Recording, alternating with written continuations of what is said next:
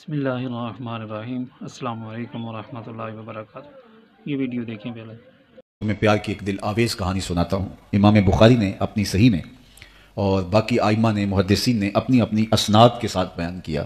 امام سمہودی علیہ الرحمہ نے تو بڑی تفصیلات لکھی کہ حضور خطبہ دینے کے لیے ممبر پہ تشریف فرما ہوئے تو ایک جانب سے رونے کی آواز آنے لگی۔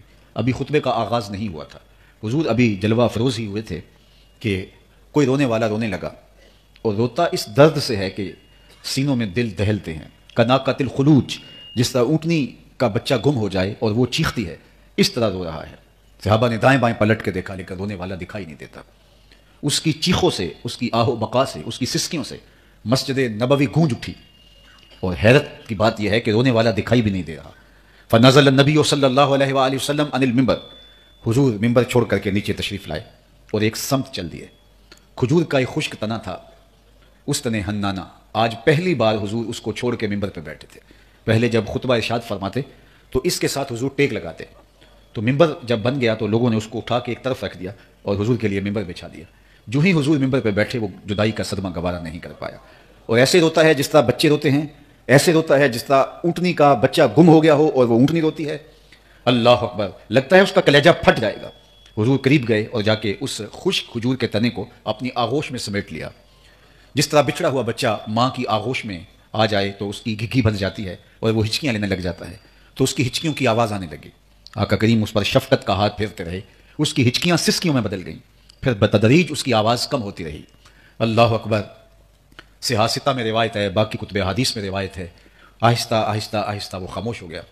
حضور دوبارہ ممبر پہ آئے تو صحابہ کی آنکھوں میں سوال چمک رہے تھے کہ ایسا بھی کبھی ہوا ہے کہ خشک تنے روئے ہوں؟ تو آقا کریم علیہ السلام نے صحابہ کی آنکھوں میں سوال پڑے اور فرمایا، لو لم افعل ہاکذا لحن الی یوم القیامہ، صحابہ سن لو، اگر میں ممبر سے اتر کے اپنے عاشق زار کو یوں تسلی نہ دیتا، یہ قیامت تک روتا رہتا۔ اللہ اکبر، خشک تنے بھی حضور کی یاد میں تڑپ رہے ہیں، میں اور آپ تو سینے میں دل رکھتے ہیں۔ حضرت یعلا بن مرہ رضی اللہ تعالیٰ عنہ فرماتے ہیں، ایک سفر میں ہم حضور کے ہمراہ تھے، دوپہر کا وقت آیا تو آقا کریم علیہ السلام ایک درخت کے نیچے استراحت فرمانے کے لیے، قیلولہ کرنے کے لیے لیٹ گئے۔ میں تلوار لے کر حضور کے پہرے کے لیے کھڑا ہو گیا۔ میں نے ایک عجیب منظر دیکھا کہ دور صحرا میں ایک درخت ہے، وہ ہلنے لگا۔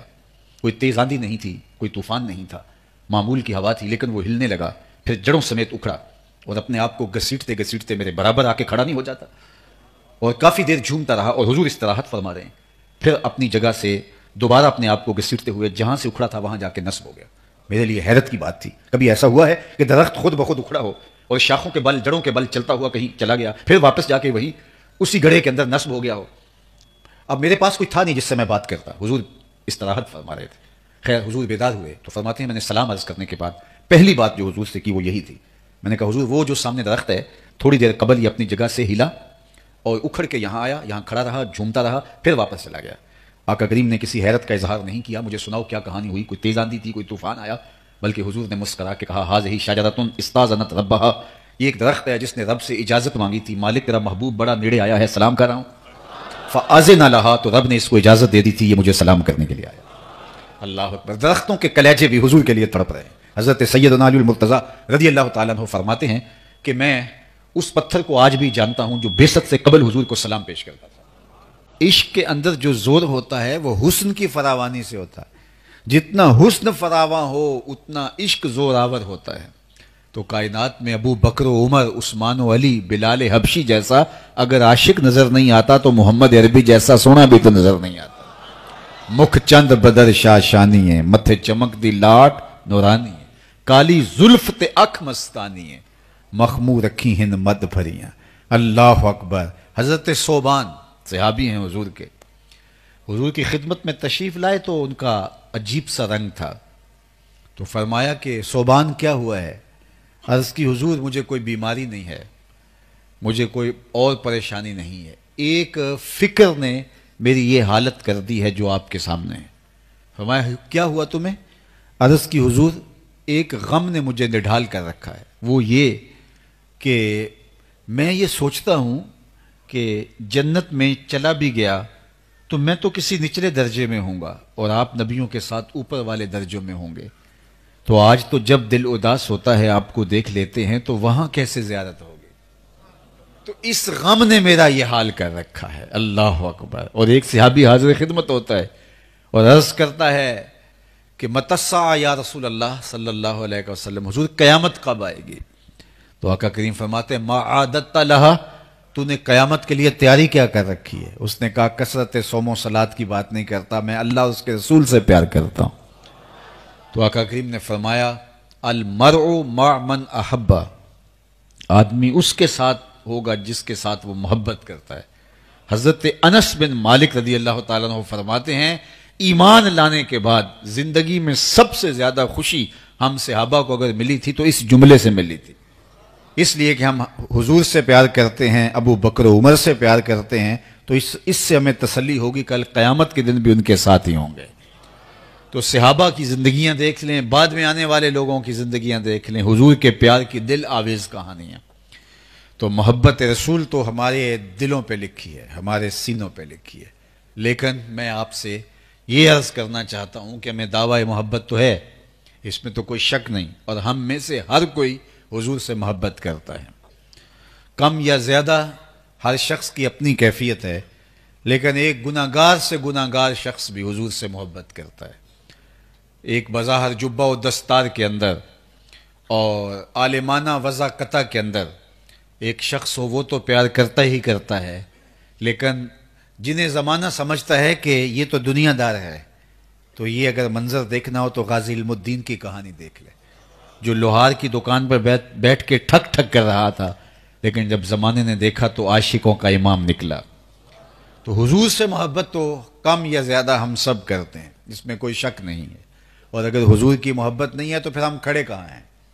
شیخ مہدی الفاسی مطالع المسرات شرح دلائل الخیرات میں لکھتے ہیں حضور کا ذکر سن کر جس شخص کے کلیجے میں ٹھنڈ نہیں پڑتی، اس کے سینے میں دھڑکنے والا دل کسی مومن کا دل ہی نہیں ہے.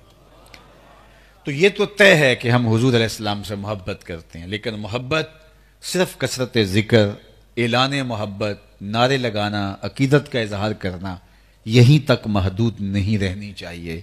محبت اپنے تقاضوں کے ساتھ ہماری روحوں میں اترنی چاہیے. اللہ کے محبوب علیہ السلام نے صحابہ کو دیکھا کہ حضور کے وضو کے پانی کو زمین پر گرنے نہیں دے رہے، تو فرمایا ما یحملکم علی ھذا، تمہیں اس بات پر کس نے ابھارا ہے کہ میرے وضو کے پانی کو تم زمین پر نہیں گرنے دے رہے؟ میں نے حکم تو نہیں دیا اس کا، لیکن تم اس کے باوجود میرے وضو کے پانی کو زمین پر نہیں گرنے دے رہے، تو یہ تم کیوں کر رہے ہو؟ حضور نے صحابہ سے ایک سوال کیا، تو انہوں نے کہا حب اللہ و رسولہ، اللہ اور اس کے رسول کی محبت نے ہمیں آمادہ کیا کہ آپ کے وضو کے پانی کو زمین پر نہ گرنے دیں. اللہ اکبر. محبت سکھائی نہیں جاتی، محبت خود بخود دل میں اتر جاتی ہے. اللہ اکبر. محبت کی نہیں جاتی، محبت ہو جاتی ہے. اور جب محبت ہو جائے، نس نس میں سمو جائے، تو پھر جدھر دیکھو جلوے محبوب کے دکھائی دیتے. تو یہ پڑھانا نہیں پڑتا، پانی ہڑا نو لوڑ کی راہ براں دی، پہنچی آپ دریا سرکار یارا. یہ تھوڑا سا پانی ہو تو راستے بنانے پڑتے ہیں، بکھر نہ جائے، لیکن جب سیلاب کی شکل میں پانی آئے تو اپنے راستے خود بنا لیتا ہے. جب عشق پیدا ہوتا ہے تو یار بنانے کے ڈھب آ جاتے ہیں. تو کہا کہ میں نے تو حکم نہیں دیا، لیکن تم میرے وضو کے پانی کو زمین پر کیوں نہیں گرنے دے رہے؟ تو انہوں نے کہا حب اللہ و رسولہ، حضور آپ کی محبت، رب کی محبت نے ہمیں یہ سلیقہ سکھایا ہے. تو آقا کریم نے ان کی نفی نہیں کی کہ تم غلط کر رہے ہو.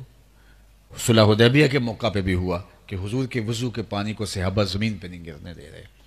اور واپس آ کے عروہ بن مسعود ثقفی نے قریش مکہ کو کہا میں تمہاری جانب سے سفیر بن کے بڑے بڑے بادشاہوں کے دربار میں گیا ہوں، کیسر کے دربار میں بھی گیا ہوں، کسریٰ کے دربار میں بھی گیا ہوں، لیکن واللہ جو تعظیم اصحاب محمد کو محمد کی کرتے میں نے دیکھی ہے، کسی کو نہیں کرتے دیکھا. اور تم ان سے لڑنے کی بات کرتے ہو، وہ ان کے وضو کا پانی زمین پہ نہیں گرنے دیتے، خون کیسے گرنے دیں گے؟